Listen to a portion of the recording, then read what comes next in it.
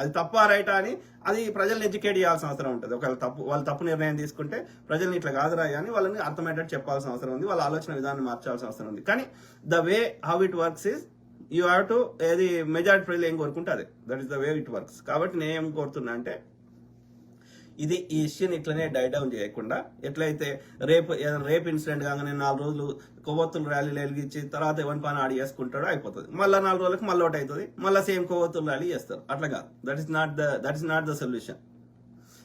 దానికి పర్మనెంట్ శాశ్వత పరిష్కారం కావాలి. ఏ సమస్యకైనా కావాలంటే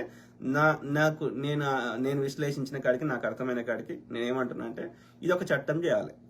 ఒకవేళ ఉన్న చట్టాలు ఇందులో ఏమైనా లొసుగులు ఉంటే దాన్ని పూర్తిగా ఇంప్లిమెంటేషన్ చేయకపోతే అది కంపల్సరీ ఇంప్లిమెంట్ చేయాలి. ఇదన్నీ చేయాలంటే ఏం కావాలి, మనకు ఒక జేఏసీ ఏర్పడాలి. అంటే ఈ ఇష్యూ డై డౌన్ కావద్దంటే ఒక కార్యాచరణ కమిటీ అనేది ఏర్పడి వాళ్ళ యొక్క ఒక అజెండా